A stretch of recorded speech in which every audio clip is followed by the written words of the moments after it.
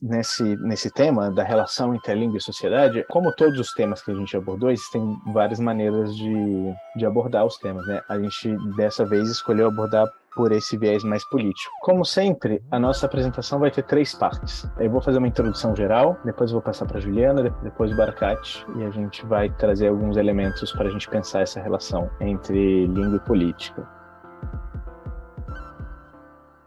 Queria passar a palavra para a Ju. A Ju vai falar algumas coisas com a gente. Então, nessa segunda parte, eu vou explicar como que a língua virou a língua que a gente fala hoje. Então, vou explicar para vocês, vou pegar alguns conceitos de sociologia política, alguns de sociologia do Estado, um pouco de história da quantificação, história da estatística, esse tipo de coisa, só para explicar para vocês o que isso tem a ver, o que isso tudo que a gente está falando tem a ver, porque não tem como a gente falar de política sem falar de Estado, e não tem como a gente falar de língua sem falar de Estado. Ué, mas o que língua tem a ver com Estado? É justamente isso que eu vou tentar explicar aqui. Após falar do Estado, eu vou falar um pouco de nação, o que é esse conceito de nação, o que significa nação, porque é uma coisa, né, uma palavra que a gente se confronta muito. Inclusive, eu tenho esse problema que muitas vezes eu falo, né, na língua cotidiana, eu vejo uma palavra dessa, que eu, assim, acho que eu sei o significado, mas na verdade eu não sei. Aí eu tenho que ir lá correr no dicionário e falar, então é isso.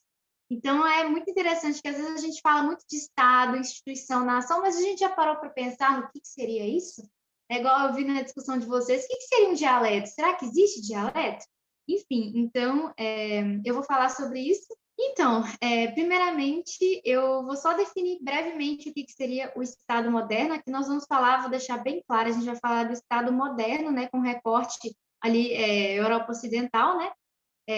Então, o Estado ele é uma das muitas formas de organização política que existem na sociedade, né? Existe cidade-estado, existe império, existem organizações tribais de aldeia. O Estado é uma das organizações políticas que existem, e há que, no caso, o mundo inteiro utiliza o modelo do Estado, né? Os territórios hoje em dia são muito bem definidos e estão sob o nome de um Estado. E esse Estado, então, ele apareceu pela primeira vez na Europa Ocidental no período da modernidade. Então, por isso, quando eu falo moderno, não é porque ele é moderno, TikTok, é porque realmente surgiu no período que a gente chama de modernidade. Pode, não sei falar isso. Então, primeiro, eu vou falar um pouco sobre a formação desse Estado, como que esse Estado surgiu, para falar também sobre as formas que o Estado exerce esse poder, o que isso tudo tem a ver com língua e como nós usamos a língua hoje em dia.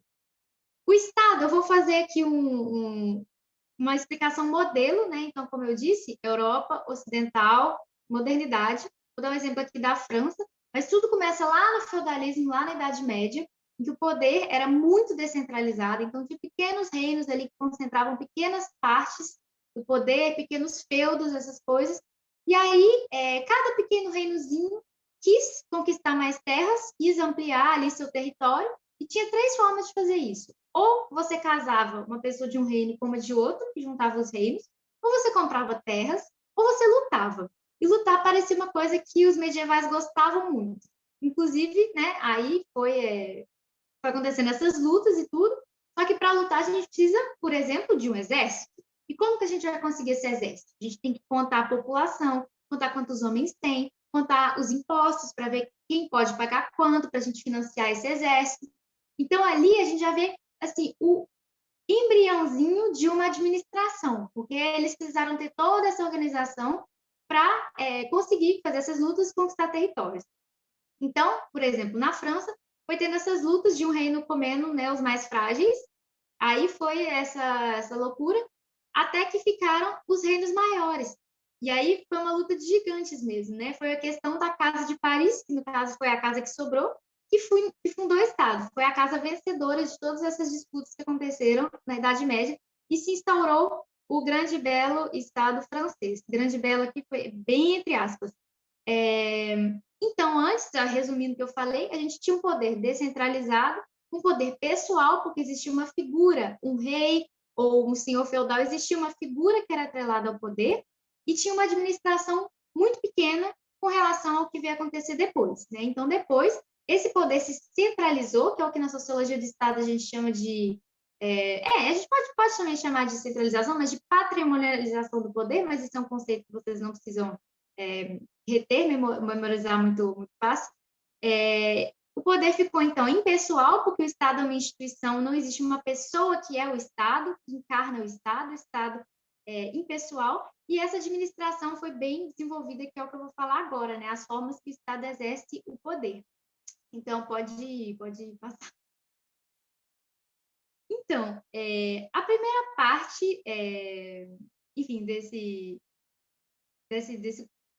contexto todo do Estado, é o monopólio da violência, que é uma coisa que não existia antes, né? Cada pequeno reino tinha o seu próprio monopólio ali dentro dele mesmo, né? Então, por exemplo, a gente tinha os cavaleiros, né? Cada reino tinha os seus e eles podiam, né, constituir ali pequenos agrupamentos e, enfim.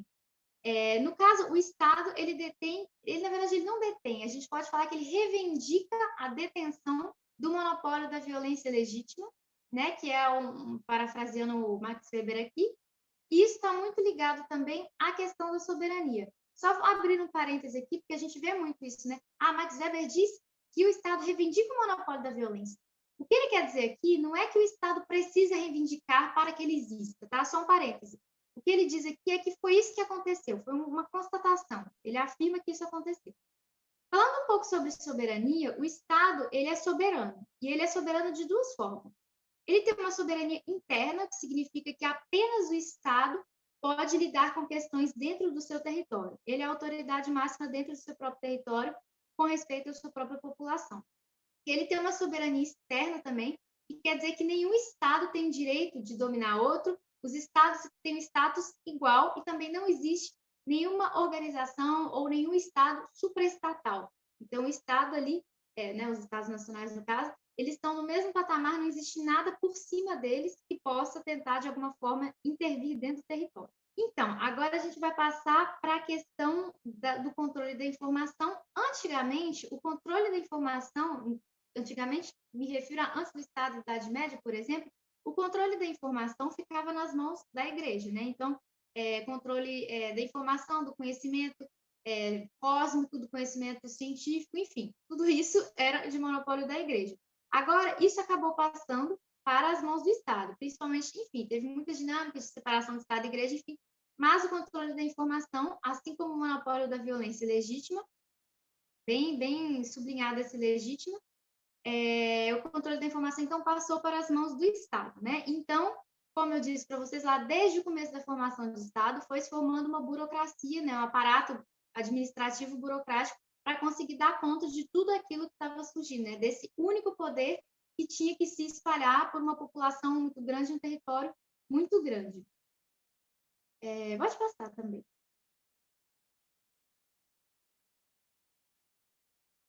Isso. Agora eu vou falar brevemente dessa, o que a gente chama dessa disputa entre os heróis, né? Que está marcada aí como democracia representativa. Pegando o modelo que eu estou dando aqui, que é um modelo de Estado democrático, de direito, de preferência, a gente distingue dois tipos de democracia de uma forma bem simples. A democracia direta, que é um modelo utilizado na Grécia Antiga, né, nas cidades-estado da Grécia, em que os cidadãos eles meio que tinham a mesma chance de participar nos processos políticos, inclusive um dos meios de determinar quem ia exercer algum tipo de poder chama tiragem à sorte, eu não sei como fala isso, mas eles tiravam na sorte, literalmente, quem ia governar por um determinado período. E isso era muito interessante, porque muitas vezes você governava, mas daqui a pouco você era governado. Então, essa rotação garantia ali uma certa congruência na coisa, né? Então, os cidadãos, eles tinham capacidade de governar, digamos assim, né? E, contrariamente a... Gente, eu não sei falar mais português, me perdoe. Contrariamente a isso, existe o que a gente tem hoje, que é a democracia representativa. O que significa isso? É que a gente vai votar em alguém que, em tese, tem capacidades intelectuais, enfim, tem experiências, capacidades de governar, de legislar. Então, representativo significa literalmente representação. Nós nos damos o poder a outra pessoa para que essa pessoa exerça ali os cargos políticos para nós mesmos. Isso era criticado pelos gregos, eles acreditavam que isso não era democracia, que isso inclusive tinha um princípio aristocrático, né? Por exemplo, Platão dizia que isso era um princípio aristocrático, porque a partir do momento que você escolhe pessoas que teriam, em tese, certas características mais propícias para exercer o poder que outros, você estaria criando ali uma elite. Então, aquilo ali não é democrático, não é equitativo, equitário, não sei. Enfim, já Montesquieu, por exemplo, se a gente pegar os textos dele, ele tende a definir esse modelo representativo como mais democracia do que como aristocracia. Enfim, foi só um reperrage, um resumo geral. Uma coisa importante que está sublinhadinho ali no finalzinho é o controle da liberdade de ir embora, a liberdade de desobedecer, que a gente falou no começo, né? E a liberdade de construir as próprias relações entre as pessoas, né? Eu vou falar de relações daqui a pouco, quando eu começar a falar de nação, mas essa questão da liberdade de ir embora é muito interessante, até porque o conceito de fronteira é uma coisa muito moderna, né? Antigamente, os impérios ou reinos não tinham um território definido. É o que a gente chamava de marchas, né? Ele podia estar meio ali em expansão, era uma coisa meio fluida. Existia esse território, como a gente tem hoje, território do Brasil. Ele é perfeitamente, se você pegar todos os mapas, vai ser a peu près a mesma coisa.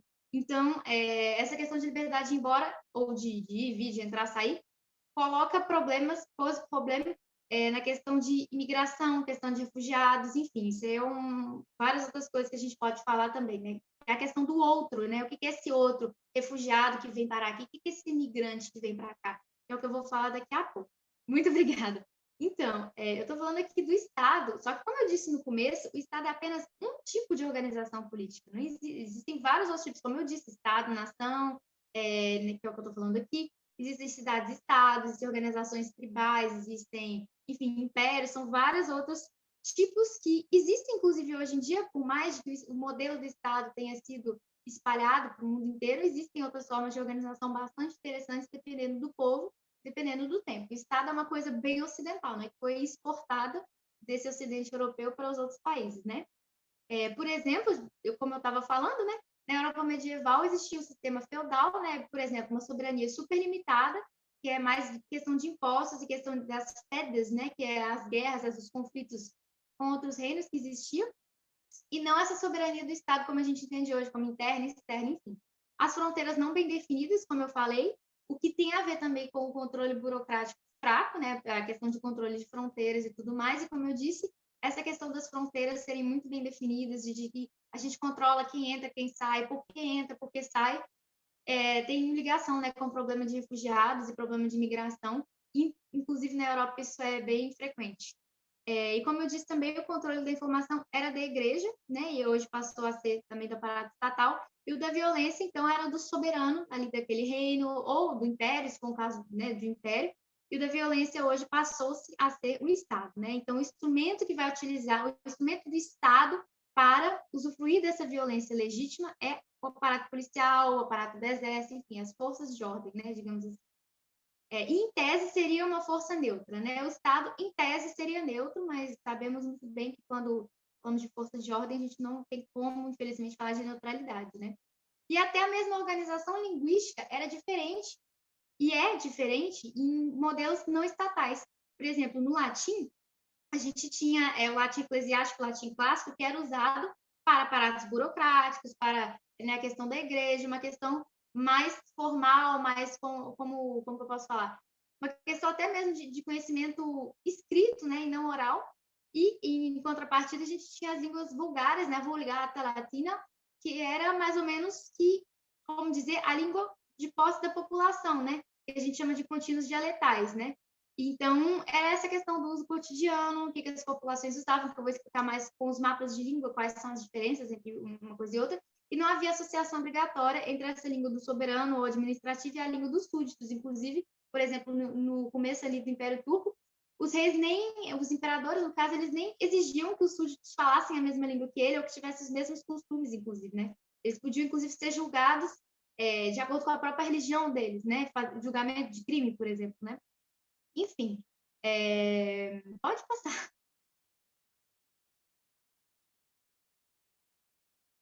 Então, como eu estava dizendo, né, o Estado começou a tomar para ele mesmo o controle da informação que vai levar a um processo de padronização da língua.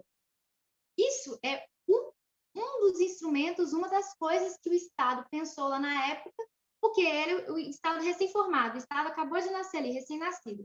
falou assim, olha, como que eu vou me perpetuar? Como que eu vou me manter ao longo da história? Tanto que ele está aí até hoje. Com alguns problemas, mas está aí. O que foi, então, que o Estado fez para se perpetuar? Tomou algumas medidas. Uma das primeiras medidas, antes de falar de padronização da língua, a gente pode citar o desenvolvimento da estatística para entender sobre demografia, sobre comércio, produção agrícola ou industrial, emprego, desemprego, mortalidade, casamento, natalidade, para compreender tudo o que acontecia dentro do território, para poder medir aquilo e para criar o que a gente chama de policies, né, que é as políticas públicas, né, para saber administrar aquilo, principalmente no século XIX, que a gente chama de século da estatística, né? Uma outra coisa, as padronizações de unidades de medida, que antes eram muito diversas. Inclusive, uma coisa muito interessante é, se você media, vamos supor, se você media um tecido, comprimento assim, de um tecido, comprimento e largura, em Paris dava uma coisa, na Sardenha dava outra. Enfim, até mesmo aqui, vamos falar de França, né? Dentro da França, se medir em Paris era uma coisa, na Normandia era outra coisa, na Córcega era outra coisa. As medidas eram regionais, eram locais, mas isso estava insustentável. Então, o que o Estado fez?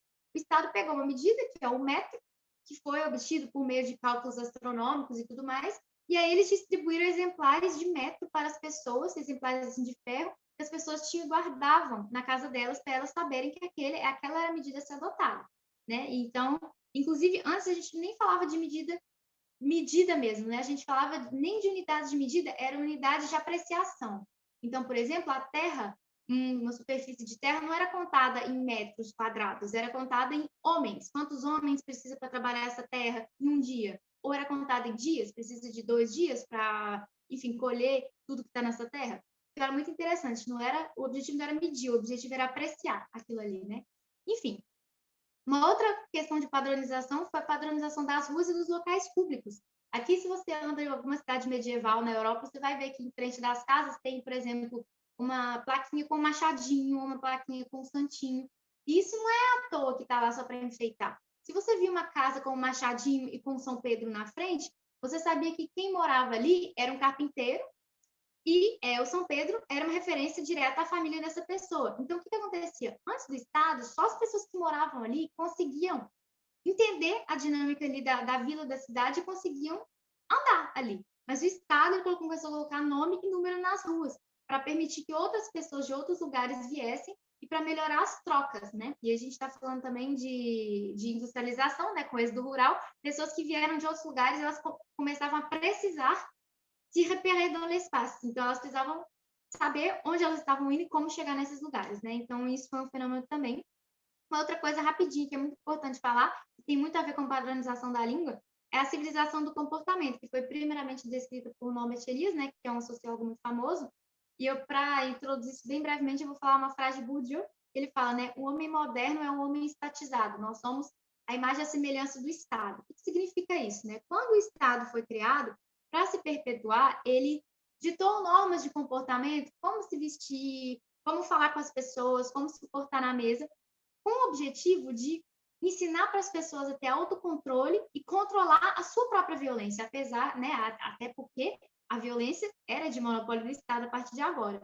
Então, esse autocontrole, que a gente chama de civilisation de mœurs, né, foi o que deu origem ao que a gente conhece como civilização, o homem civilizado, né? O homem civilizado é aquele homem que se comporta dessa forma, né? Homem, ser humano, né? De forma bem teórica, né? Então, foi isso que deu origem à civilização. O Estado fez isso com o objetivo de nossa, eu não consigo falar essa palavra.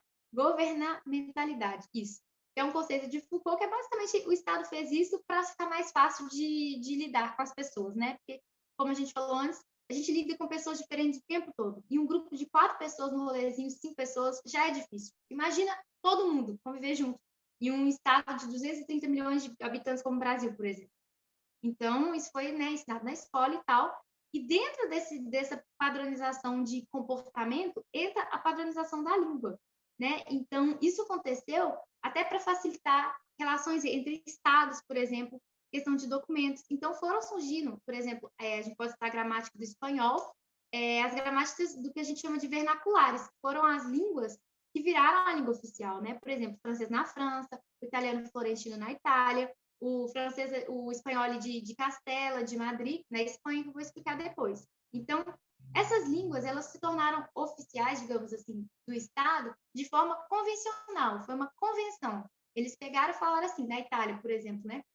Pegaram e falaram, olha, o dialeto, de forma bem simplificada, hein, gente, pelo amor de Deus.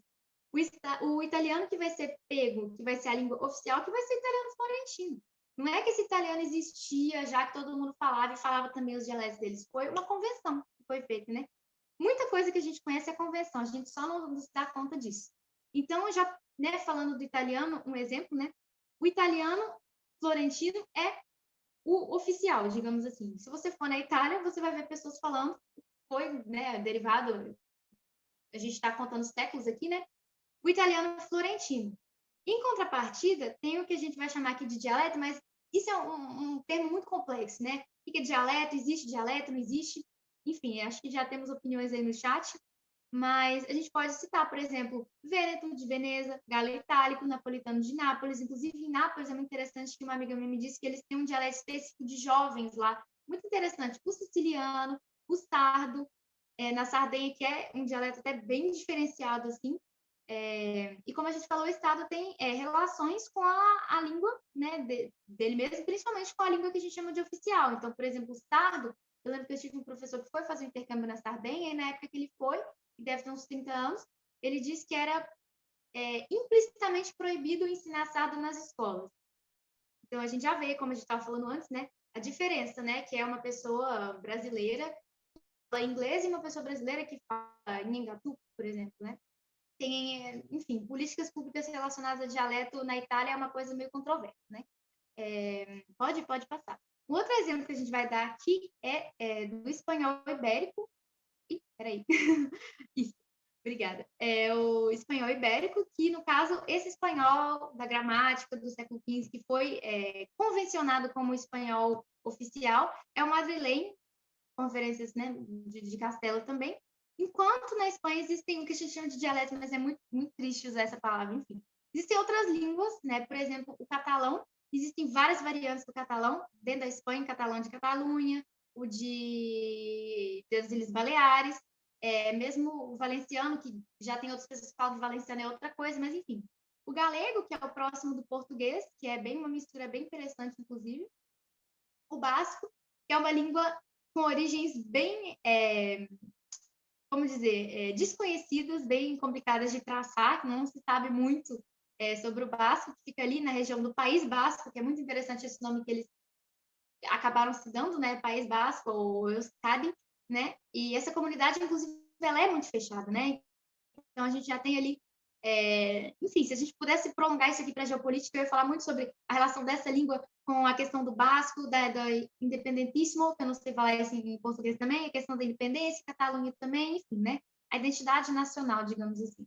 E a gente tem outras línguas ali que podem acontecer no norte da Espanha, a gente viu, né, a música em asturiano, a gente tem o leonês asturiano, o aragonês, o extremenho, o andaluz, o mirandês também, que existe também em Portugal um pouco. O andaluz é uma coisa muito interessante porque ele está muito presente na cultura flamenca. Inclusive, o flamenco ele tem um dialeto específico do flamenco, que não chega nem a ser andaluz, é uma outra coisa. Também o sefardi, ali no sul da Espanha, enfim. São vários outros dialetos que dá para citar. Pode passar.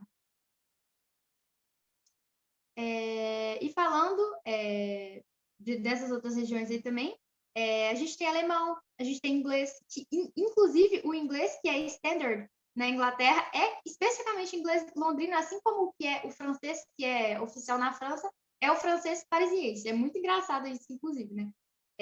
Holandês, norueguês, sueco, são todas essas línguas que se tornaram a língua vernacular, né? Digamos assim, vernacular.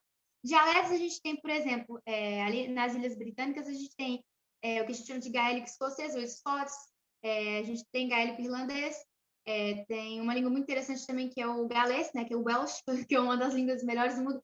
Aí vem na cabeça de vocês aquele meme daquele jornalista citando aquele nome daquela cidade. Só veio isso na minha cabeça. Enfim, é só para exemplificar aqui para vocês mesmo. Em suma, o que o Estado fez foi homogeneização e uniformização para não, gente, não consigo. Governabilité, é isso. Isso, pode passar. Então, já falei do Estado, falei sobre o que o Estado tem a ver com a língua, mas e nação? O que é nação? A gente pensa assim, a nação existe, é uma coisa fixa, é uma coisa que muda com o tempo, é uma coisa física que tem forma. Então, vou falar, primeiramente, a ideia de que nação é ancestral, antiga, imemorável. Não, na verdade, a nação é um conceito bem moderno, porque antes, até o século XVIII, o conceito de nação ele designava nascer, né, de natio, né, natio. E significava meio que onde você nasceu, em que reino você nasceu. Não tinha essa dinâmica, essa profundidade tão grande, né, política tão grande. E a gente tem que tomar cuidado aqui, porque nem todo estado é um estado-nação. Muitas vezes o que a gente tem é uma nação em vários estados diferentes, por exemplo, curdos, uma nação sem estado, que não tem um estado para elas, no caso da Palestina hoje em dia, ou várias nações que estão condensadas dentro de um estado só, como a Índia ou o Canadá, por exemplo, né? Mas na Europa a gente pode falar mais ou menos, na Europa Ocidental a gente pode falar mais ou menos de Estado-nação, então vou usar esse modelo aqui só para ficar mais fácil. E para a gente definir a nação, tem duas correntes teóricas que são opostas uma da outra. A primeira é a primordialista ou alemã, não precisa decorar esses nomes, só definindo mesmo, né, por protocolo. E segundo eles, você tem que ter um direito de sangue, é uma coisa hereditária, que chega para você involuntariamente, e você então tem que pertencer a uma raça, a uma etnia, a uma cultura, ter uma religião específica, falar uma língua específica para você ser daquela nação. Do outro lado, a gente tem a teoria do nation building, ou o construtivismo, se quiser, ou a corrente francesa, que fala que é totalmente o oposto. A gente não é escravo da nossa etnia ou da nossa língua, da nossa religião. Todo mundo tem direito a participar da nação, desde que a gente tenha o direito da terra. Não é direito mais de sangue, é o direito à terra. Ou seja, se você trabalha, paga seus impostos, se você vive ali, se você se integra naquela comunidade, fala a língua. Então, inclusive, na França é muito engraçado, né? Os processos de quem consegue se naturalizar é mais fácil, em teoria, do que outros países de se naturalizar justamente por isso, né? Qualquer pessoa pode virar daquela nacionalidade, né? Mas aqui a gente vai dar um highlight em um conceito específico, que foi falado muito por Benedict Anderson e Weber, que é a comunidade imaginária, ou imaginada, né? No caso, segundo esses autores, a nação ela é psicológica, ela é um fenômeno da consciência, vem de processos mentais, mas ela existe, e ela existe e produz efeitos, inclusive. E esses efeitos, eles são produzidos por um conjunto de símbolos, imagens, falas, que a gente vê todos os dias. Inclusive, um exemplo muito bobo é que aqui na França, quando você vai comprar carne, que é uma coisa que eu não compro, mas enfim, vai comprar carne, tem um selinho escrito assim, Viande de France, que são as carnes da França. Você olha para aquilo que tem a bandeirinha, significa o quê? As carnes da França são melhores que as outras. Você está aqui, você está um país maravilhoso. Então, assim, mesmo que a gente não perceba, a gente acaba vendo essas pequenas coisas que vão construindo a nação todos os dias, né? A nação é um processo de contínua construção. E essa nação, por que ela foi criada, né? Porque antes, como a gente estava falando, as pessoas das mesmas vilas, dos mesmos reinozinhos se conheciam. Mas agora com o Estado, em que juntou todo mundo, ainda mais depois com a industrialização, com o êxodo rural, que estava aquela mistura de gente, aquele melange de pessoas desconhecidas precisam se identificar com alguma coisa comum. Então, a nação surgiu como essa coisa de todos se identificam com uma coisa comum. Então, a memória nacional, cultura comum, interesse nacional, ou essas histórias antigas de uma nação ancestral, eu não vou falar que são discursos criados, né, pelo Estado, transmitidos por meio da educação, da escola, para que todo mundo tenha referências comuns e consiga sobreviver em sociedade, né? Uma coisa interessante é que, ao definir quem faz parte da nação, a gente define quem não faz parte da nação também. Então, ao mesmo tempo que a gente se define como brasileiros, a gente define quem não é brasileiro. Brasileiros somos mais flexíveis, mas vamos voltar para a França aqui. Quando a gente define o francês, a gente define automaticamente quem não é o francês. E aí eu vou desenvolver um pouco a questão do outro. Então, o outro, ele seria esse, que não é o que a gente é. E uma definição relacional, digamos assim, uma definição relacional é isso. Eu sou uma coisa, você não sou eu. É isso, a gente se define um em relação aos outros.